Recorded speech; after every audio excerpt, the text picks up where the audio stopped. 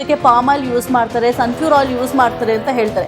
Fake ನಡೀತಿದೆ, ನನಗೂ ಗೊತ್ತು. ಶುದ್ಧ ಕೊಬ್ಬರಿ ಎಣ್ಣೆಯಲ್ಲೇ ಮಾಡೋದು. ನಮ್ಮ ಆಯಿಲ್ ಜಾಸ್ತಿ ಟ್ರೆಂಡಿಂಗ್ ಮೇಲೆ ಇದೆ. ನಮ್ಗೆ ಒಳ್ಳೆ ಬೇರೆಯವ್ರು ಹೇಳ್ತಾರೆ ಅಂತ ನೀವು ಕೇಳಿಸ್ಬಿಟ್ಟು ನಮಗೆ ದೋಷಿ ಮಾಡೋದು ತಪ್ಪು ಮೇಡಮ್. ಒಂದು ಒಳ್ಳೇದಿದೆ ಅಂತ ಹೇಳಿದ್ರೆ ಕೆಟ್ಟದ್ದು ಇದ್ದೇ ಇರುತ್ತೆ ಮೇಡಮ್. ರಿಸಲ್ಟ್ ನೀವು 10 ದಿನಕ್ಕೆ ಸಿಗುತ್ತೆ ಅಂತ ಹೇಳ್ತಾ ಇದ್ರ. ಸಿಗುತ್ತೆ ಮೇಡಮ್, ಯಾಕಂದ್ರೆ ಗಿಡಮೂಲಿಕೆ ಎಣ್ಣೆ ಇದು, ಕೆಮಿಕಲ್ ಎಣ್ಣೆ ಅಲ್ಲ. ಒರಿಜಿನಲ್ ಎಣ್ಣೆ ಬೇಕಾ, ವಿಡಿಯೋ ಕಾಲ್ ಮಾಡಿ ನೋಡಿ, ಕನ್ಫರ್ಮೇಶನ್ ತಗೊಳ್ಳಿ, ಆವಾಗ ತರಿಸಿ. ಅರ್ಧ ಲೀಟರ್ ಬಾಟ್ಲೆ ಒರಿಜಿನಲ್ ಆಯಿಲ್, ಇದಕ್ಕಿಂತ ಕಮ್ಮಿ ಸಿಗೋದಿಲ್ಲ. ಪವರ್ ಡಿಜಿಟಲ್ಗೆ ಸ್ವಾಗತ. ನಾನು ಸಾಹಿತ್ಯ.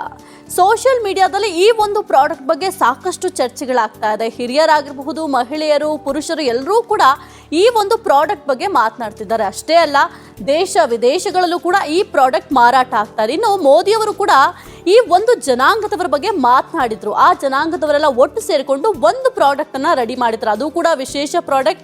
ಅದುವೇ ಆದಿವಾಸಿ ಹರ್ಬಲ್ ಹೇರ್ ಆಯಿಲ್ ಅನ್ನ ಪ್ರಾಡಕ್ಟ್ ಅನ್ನ ರೆಡಿ ಮಾಡಿದ್ದಾರೆ. ಹಾಗಾದ್ರೆ ಈ ಆದಿವಾಸಿ ಹರ್ಬಲ್ ಹೇರ್ ಆಯಿಲ್ ನ ಯಾವ ರೀತಿ ಉಪಯೋಗಿಸಬೇಕು, ಇದರ ಇತಿಹಾಸ ಏನು, ಇದನ್ನ ಪುರುಷರು ಯಾವ ರೀತಿ ಉಪಯೋಗಿಸಬೇಕಾಗುತ್ತೆ, ಮಹಿಳೆಯರು ಯಾವ ರೀತಿ ಉಪಯೋಗಿಸಬೇಕಾಗುತ್ತೆ ಅಂತ ತಿಳಿಸ್ಕೊಡ್ಲಿಕ್ಕೆ ಇವತ್ತು ವಿಶೇಷವಾಗಿ ನಮ್ಮ ಜೊತೆ ಇದ್ದಾರೆ ಅಕ್ಕಿ ಪಿಕ್ಕಿ ಜನಾಂಗದವರು. ಬನ್ನಿ ಅವ್ರನ್ನ ಕಾರ್ಯಕ್ರಮಕ್ಕೆ ಸ್ವಾಗತ ಮಾಡೋಣ. ಜ್ಯೋತಿ ಅವರೇ ನಮಸ್ಕಾರ, ಕಾರ್ಯಕ್ರಮಕ್ಕೆ ಆತ್ಮೀಯ ಸ್ವಾಗತ. ನಮಸ್ಕಾರ. ಓಕೆ, ಇನ್ನು ರೋಷನ್ ಅವರು ಕೂಡ ಇದ್ದಾರೆ. ರೋಷನ್ ಅವರೇ ನಮಸ್ಕಾರ, ಕಾರ್ಯಕ್ರಮಕ್ಕೆ ಆತ್ಮೀಯ ಸ್ವಾಗತ. ನಮಸ್ಕಾರ.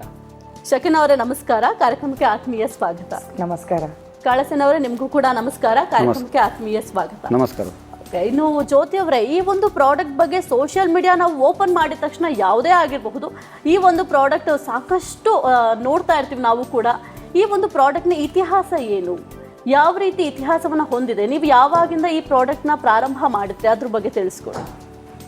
ಮೇಡಮ್, ಇದು ಆದಿವಾಸಿ ಹೇರ್ ಆಯಿಲ್ ಅಂತ ಹೇಳೋದು ಮೊದಲು ನಾವು ಈ ಥರ ಮಾರಾಟ ಮಾಡ್ತಾ ಇರಲಿಲ್ಲ. ಇದು ನಾವು ಅಲಮಾರಿ ಜನಾಂಗದವರು, ಊರು ಬಿಟ್ಟು ಊರು ಬರೋ ಜನಾಂಗದವರು ನಾವು. ಇದನ್ನು ನಾವು ಒಂದು ಕಾಡಲ್ಲಿ ನಾವು ತಾತ ಮುತ್ತಾತ ಕಾಲದಲ್ಲಿ ಕಾಡಲ್ಲಿದ್ದವರು ಹಕ್ಕಿಗಳನ್ನು ಹೊಡೆದು ತಿಂತಾಯಿದ್ರು. ಯಾವ ಥರ ವ್ಯಾಪಾರ ಮಾಡ್ತಾ ಇರಲಿಲ್ಲ, ಏನೂ ಮಾಡ್ತಾ ಇರಲಿಲ್ಲ, ಹಕ್ಕಿಗಳನ್ನು ಹೊಡೆದು ತಿಂತಾಯಿದ್ರು. ಯಾಕಂದರೆ ಯಾರಿಗೂ ಅಷ್ಟೊಂದು ನಾಲೆಜ್ ಇರಲಿಲ್ಲ.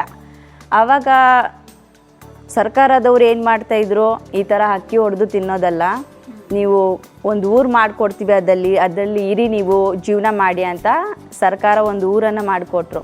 ಆ ಹಕ್ಕಿ ಹೊಡೆಯೋ ತಿನ್ನೋ ಟೈಮಲ್ಲಿ ಅವ್ರು ಏನು ಮಾಡ್ತಾಯಿದ್ರು, ನಮ್ಮದ್ರಲ್ಲಿ ದೇವ್ರು ಅಂತ ಹೇಳಿದ್ರೆ ತುಂಬ ಭಕ್ತಿ. ಅದರಲ್ಲಿ ಗಂಡಸರು ಹೆಂಗಸರು ಎಲ್ಲರೂ ಉದ್ದ ಕೂದಲು ಬಿಟ್ಟು ಇಡ್ತಾಯಿದ್ರು, ದೇವ್ರಿಗೆ ಅಂತ ಕೂದಲನ್ನು ಬಿಡ್ತಾಯಿದ್ರು. ಆವಾಗ ಏನು ಮಾಡ್ತಾಯಿದ್ರು, ಹಕ್ಕಿ ಹೊಡೆಯುವಾಗ ಒಂದೊಂದು ಗಿಡಮೂಲಿಕೆಗಳನ್ನು ತೊಗೊಬಂದು ಮನೆಯಲ್ಲಿ ತಯಾರು ಮಾಡಿ ಅದನ್ನು ಯೂಸ್ ಮಾಡ್ತಾಯಿದ್ರು, ಸ್ವಂತವಾಗಿ ಯೂಸ್ ಮಾಡ್ತಾಯಿದ್ರು. ಅದಕ್ಕೆ ಅಂದ್ಬಿಟ್ಟು ಆ ಗಿಡಮೂಲಿಕೆಯನ್ನು ತಯಾರಿಸ್ತಿದ್ರಲ್ಲ, ಅಕ್ಕಪಕ್ಕ ಊರವ್ರು ಏನು ಮಾಡ್ತಾಯಿದ್ರು, ಹೆಂಗಿದೆ ನಿಮ್ಮ ಕೂದಲು, ಚೆನ್ನಾಗಿದೆಯಲ್ಲ, ಏನು ಹಚ್ತಾ ಇದ್ದೀರಾ, ಇದರ ರಹಸ್ಯ ಏನು ಅಂತ ಹೇಳ್ತಾಯಿದ್ರು. ಆವಾಗ ನಮ್ಗೆ ಅರಿವಾಯಿತು, ಈ ಎಣ್ಣೆನ ಮಾರಿಬಿಟ್ಟು ಜೀವನ ಮಾಡ್ಬೋದು ಅಂತ ಅರಿವಾಯಿತು. ಆವಾಗ ಈ ಎಣ್ಣೆನ ನಾವು ಮನೆಗೆ ಹೋಗಿ ತಯಾರು ಮಾಡಿ ಮನೆಗೆ ಹೋಗಿ ವ್ಯಾಪಾರ ಮಾಡ್ತಿದ್ವಿ. ಎಕ್ಸಿಬಿಷನಲ್ಲಿ ಕೂತ್ಕೊಂಡು ವ್ಯಾಪಾರ ಮಾಡ್ತಿದ್ವಿ, ಆ ಥರ ಜೀವನ ಮಾಡ್ತಿದ್ವಿ. ಅದರಲ್ಲೂ ಸಹ ಲಾಕ್ಡೌನ್ ಆಗಿಬಿಟ್ಟು ನಮ್ಮದು ಎಲ್ಲ ಥರದ್ದು ವ್ಯಾಪಾರನೂ ನಿಂತೋಯ್ತು. ಯಾವ ಕಡೆ ಹೋಗಂಗಿಲ್ಲ, ಬರೋಂಗಿಲ್ಲ, ಏನು ತಿನ್ನೋಂಗಿಲ್ಲ, ಏನೂ ಮಾಡೋಂಗಿಲ್ಲ, ಮನೆಯಲ್ಲೇ ಇರಬೇಕಾಗಿತ್ತು. ಅದು ಸ್ವಲ್ಪ ಪ್ರಾಬ್ಲಮ್ ಆಯಿತು. ಅದಾದಮೇಲೆ ನಾವೇನು ಇನ್ನೂ ಜೀವನ ಮಾಡೋಕ್ಕಾಗಲ್ಲ ಇದರಿಂದ ಅಂದ್ಬಿಟ್ಟು ನಾವು ಸೋಷಿಯಲ್ ಮೀಡ್ಯಾದಲ್ಲಿ ಫೇಸ್ಬುಕ್ಕಲ್ಲಿ ನಮ್ಮ ವಿಡಿಯೋನ ನಾವೇ ತೆಗ್ದು ಫೇಸ್ಬುಕ್ಕಲ್ಲೇ ಹಾಕ್ದೋ. ಆವಾಗ ಗೊತ್ತಾಯಿತು, ಈ ಥರ ಆಯಿಲ್ ಪರ್ಚೇಸ್ ಮಾಡ್ಬೋದು, ವ್ಯಾಪಾರ ಮಾಡ್ಬೋದು. ಆನ್ಲೈನಲ್ಲಿ ಸ್ವಲ್ಪ ಗೊತ್ತಾಯಿತು, ಈ ಥರ ಮಾಡ್ಬೋದು ಅಂತ. ನಾವೇನೇ ಪ್ರಾಡಕ್ಟ್ ತಗೊಂಡ್ರು ಕೂಡ ಅದರಲ್ಲಿ ಏನೆಲ್ಲ ಅಂಶ ಇದೆ ಅನ್ನೋದು ಬಹಳ ಮುಖ್ಯ ಆಗುತ್ತೆ. ಇನ್ನು 108 ಗಿಡಮೂಲಿಕೆಗಳನ್ನ ಈ ಪ್ರಾಡಕ್ಟಲ್ಲಿ ಇರುತ್ತೆ ಅಂತ ಹೇಳ್ತೀರಾ. ಯಾವೆಲ್ಲ ಗಿಡಮೂಲಿಕೆಗಳಿದಾವೆ, ಹಾಗೆ ಇದನ್ನು ನೀವು ಯಾವ ರೀತಿ ಈ ಪ್ರಾಡಕ್ಟ್ನ ತಯಾರಿ ಮಾಡ್ತೀರಾ? ಮೇಡಮ್, ಇದೇನಂದ್ರೆ ನಾವು ಕಾಡಲ್ಲಿ ಹೋಗ್ಬಿಟ್ಟು 1 ವಾರ ಆಗ್ಬಿಡುತ್ತೆ ಎಲ್ಲ ಜಡಿ ಬೂಟಿ ಎಲ್ಲ ತೊಗೊಬರೋಕ್ಕೆ. ಅದೆಲ್ಲ ತೊಗೊಬಂದ್ಬಿಟ್ಟು ಒಣಗಿಸಿ ಅದನ್ನ ತಯಾರಿಸೋಕ್ಕೆ. ಅದು ತೊಗೊಬಂದ್ಬಿಟ್ಟು ನಾವು ಎಣ್ಣೆಯಲ್ಲೇ ಹಾಕ್ಬಿಟ್ಟು 3-4 ಥರ ಎಣ್ಣೆ ತೊಗೋತೀವಿ. ಬಾದಾಮಿ ಎಣ್ಣೆ, ಕೊಬ್ಬರಿ ಎಣ್ಣೆ, ಕೈ ಎಣ್ಣೆ, ಆ ಥರ 3-4 ತರೀಕದ ಎಣ್ಣೆದಲ್ಲಿ